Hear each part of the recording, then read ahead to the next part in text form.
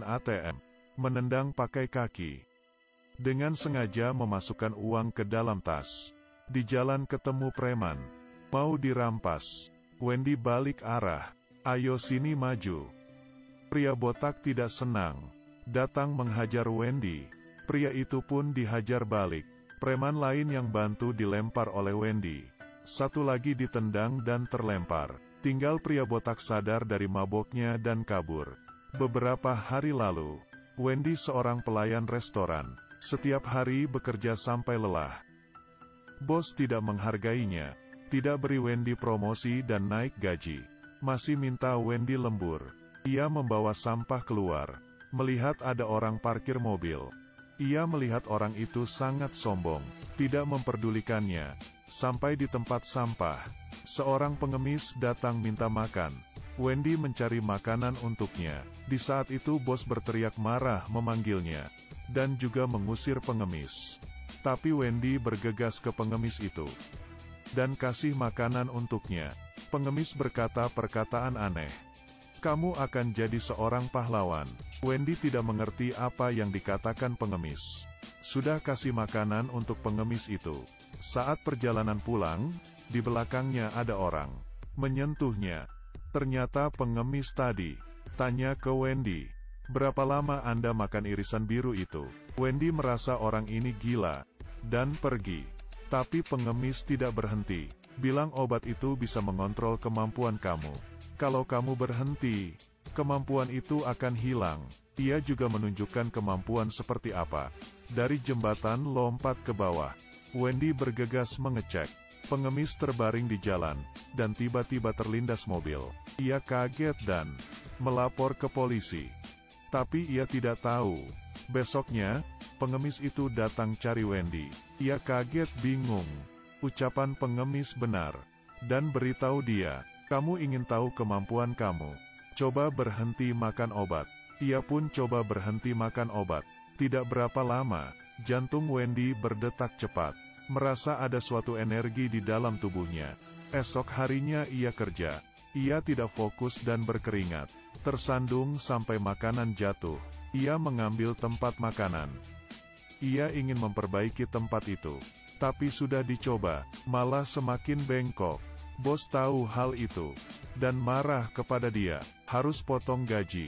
Wendy langsung meninju bos.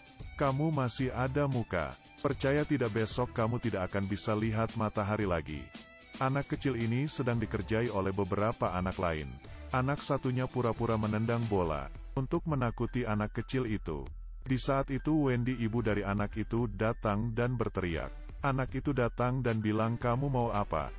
Wendy melihat beberapa sepeda di sana. Anak-anak itu melihat dengan matanya sendiri. Sepeda itu jadi berbentuk. Anak itu pulang beritahu ayahnya. Wendy berkata, panggil ayahmu ke sini. Pulang rumah menemani anaknya bermain. Tidak mengontrol. Bola pun melayang beberapa km.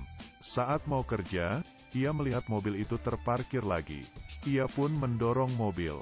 Pemilik mobil kaget melihatnya. Angkat tong pun hanya menggunakan satu tangan. Bos pun menepati janjinya lagi dan kasih dia naik gaji. Selesai bekerja, dia pergi mencari pengemis untuk cari tahu. Ternyata kemampuan mereka masih banyak. Sebagian besar dibawa pergi. Ditaruh di rumah sakit jiwa. Wendy pergi ke rumah sakit jiwa. Tapi ia dihadang oleh jendela kaca. Esok harinya berhasil masuk. Menemukan banyak data mengenai kemampuan. Salah satunya teman kerjanya Elmar. Ia mulai tertarik. Malam itu cari Elmar. Beritahu dia jangan makan obat lagi. Mereka adalah pahlawan yang punya kemampuan. Elmar dengar saran dia, dan berhenti. Elmar seorang anak yang berjuang. Ibunya meninggal. Ayahnya kaya, menikah dengan wanita lain. Ibu tirinya meremehkan dia. Selalu berkata buruk tentangnya di depan ayahnya. Kemampuan Elmar adalah listrik. Ia bisa menghidupkan lampu. Wendy kekurangan uang.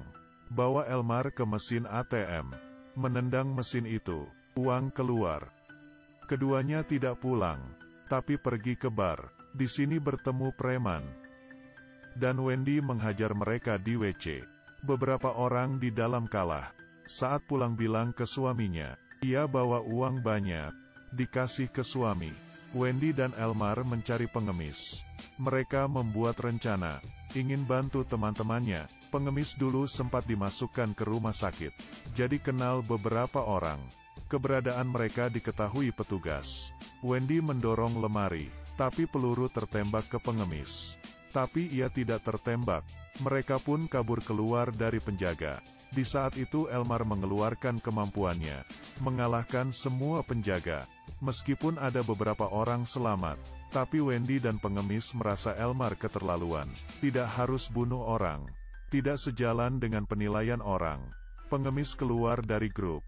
Wendy juga keluar. Saat pulang rumah, suaminya bertanya, "Kamu pergi kemana?